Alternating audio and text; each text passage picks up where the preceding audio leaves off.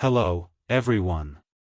Welcome back to Daily English Stories, your cozy corner on YouTube where we dive into meaningful stories, uncover life-changing lessons, and grow together every single day. If you're new here, I'm so glad you've joined us. Don't forget to hit that subscribe button and ring the bell so you never miss an update from our channel. Today, I'm beyond excited to share with you a topic that hits close to home for so many of us. It's about something deep inside that might be holding us back from living our truest, happiest lives: inner conflicts. Have you ever felt torn inside, like there's a battle going on in your mind? Maybe you've asked yourself questions like, why do I feel so lost? Why can't I just be myself? Or, why does life feel so heavy sometimes? If those thoughts sound familiar, then this video is for you. We'll be exploring these questions through an incredible book called Our Inner Conflicts by Karen Horney, a brilliant American psychologist. She once said something that really stuck with me: inner conflicts permeate our personality like the spread of a malignant tumor, and in the end, they can destroy us. That's a powerful image, isn't it? It's a reminder of how much our inner struggles shape who we are and how we live. In recent years, so many of us have faced unprecedented stress, anxiety, loneliness, and a quiet sense of helplessness. We're caught between choices, hearing a dozen voices in our heads, wondering if we're on the right path or teetering on the edge of something uncertain. Sometimes, we feel like we've drifted far from who we used to be, becoming someone we don't even like. Why does this happen? Is it life forcing us into a role, or are we chasing an idealized version of ourselves? Through this video, inspired by Horney's work, I want to help us dig into the root cause of our unhappiness and find a way to break free, to live with peace, joy, and true freedom within ourselves. This journey is personal for me too. Seeing friends struggle with depression, and recently losing someone young to their inner battles, pushed me to share this classic psychological masterpiece with you. So, let's dive in together and see how our inner conflicts can light the way. Ready? Here we go. Before we get into the heart of the book, let me tell you a bit about the genius behind it, Karen Horney. She was a German-American psychologist and psychiatrist, a pioneer in social psychology, and one of the most influential psychoanalytic thinkers of the 20th century. Famous psychologist Abraham Maslow once called her a founder of humanistic psychology, and her theories have left an indelible mark on modern psychology.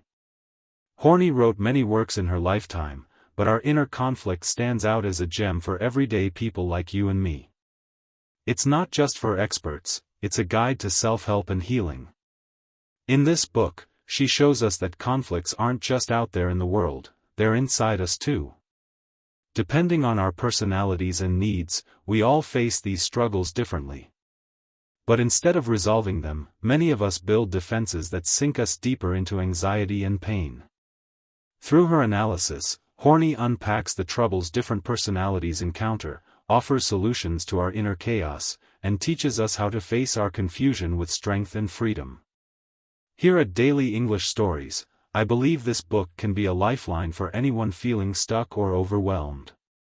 So, let's explore what she has to say about why we suffer and how we can find peace. Here's a big idea from the book: unlike animals, whose actions come from instinct, humans have the freedom to choose. That's a gift, but it's also a burden. Every time we face a decision, big or small, there's a clash of desires inside us. We want one thing, but another voice pulls us the opposite way. Sound familiar? Life is full of contradictions, and so are we. Horney argues that these inner conflicts play a bigger role in our struggles than we realize, especially in what psychologists call neurotic disorders. But here's the catch: these conflicts aren't easy to spot.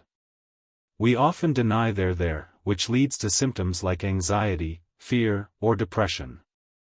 Another famous thinker, Adler, said all human suffering stems from our relationships with others. Horney agrees. Our inner conflicts are born from how we connect, or fail to connect, with the people around us. So, does that mean we should just avoid everyone and live alone? Not quite. Isolation might seem like an escape, but for Horney, it's just another way of running from the problem instead of facing it. Conflicts are normal, she says. They're part of being human. The good news? We can manage them with the right tools. That's why she wrote this book, to help us understand our inner turmoil and make clear, confident choices. To do that, she outlines 4 key conditions we need to meet. Let's break them down together. 4 conditions to resolve inner conflicts. Be clear about your desires and emotions. The first step is getting honest with yourself. When you're torn about a choice, like whether to stay in a relationship, ask, do I really like this person? Or do I just like being loved? Am I scared of being alone? Or if you're thinking about a career, like teaching, ask, do I love sharing knowledge, or do I just want the stability and status? A wise professor once said, life is a series of choices. Get a few right, and you'll succeed. Mess up 3 in a row, and you're in trouble. Every choice matters, but it's only right if it aligns with your true heart. Take a moment to reflect, what conflicting voices are you hearing right now? Build your own value system. Inner conflicts often tie back to our morals and beliefs. To resolve them without hurting ourselves, we need a personal value system, one that comes from us, not borrowed from others.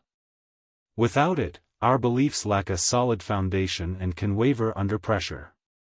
Imagine someone cheating on their partner. If they don't have a clear value system, they might keep sneaking around or stop, depending on what friends, movies, or books tell them. They'll struggle to define what marriage and responsibility mean to them. A strong value system keeps you steady, no matter what's swirling around you. Stay brave and let go. Even when we spot our conflicts, we need courage to choose one path and release the other. Conflicts often come from insecurity or wanting too much. Life rarely gives us everything, so we have to let go of something to gain what truly matters. Think about it, if you're juggling 2 dreams, a stable job and a risky passion, you might need to drop one to move forward. It's scary, but that bravery can untangle the mess inside and bring clarity. Accept risks and responsibility. Finally, resolving conflicts takes guts, not just to face them, but to own the outcomes. Don't choose something and then spend your life regretting it. True inner strength means saying, I made this call, and I'll stand by it, win or lose. That's a power many lack, but it's within your reach. Facing our conflicts can feel uncomfortable, even painful. But Horney says that's the only way to stop the outside world from controlling us and to steer our own ship. What do you think? Are you ready to look inside and tackle what's holding you back? Horney goes deeper by showing how our personalities influence these conflicts. She divides people into 3 basic types, each with its own defensive strategies that can either help or trap us. Let's explore them and see where you might fit. 1. The people-pleasing type. First up are those who crave approval and love from others. They're the friendly, approachable ones who seem to get along with everyone. They're super sensitive to others' needs and quick to empathize, a beautiful trait. But here's the downside, they often ignore their own feelings. If they don't get the appreciation they expect, they feel hurt and let down. They might also come across as fragile, needy, or overly dependent. They judge themselves harshly based on what others say, longing for a partner who can guide them, keep them safe, and meet their high expectations. Their biggest need? Security. To avoid conflict, they'll bend over backwards to keep the peace, even if it means swallowing their true emotions. For example, they might overlook someone's flaws or let themselves be used, all to seem nice. But deep down, they might secretly resent it, or even want to use others too, while hiding that desire. 2. The rebellious type. Next are the ones who push back against others. They see the world as a battleground, assuming everyone's out to get them. Even when someone's kind, they won't admit they misjudged, they'd rather stick to their guns than confess a mistake. On the outside, they might seem polite and fair, but it's a mask for their defiance. They act agreeable to win trust, sometimes doing good deeds for selfish reasons. Their core need?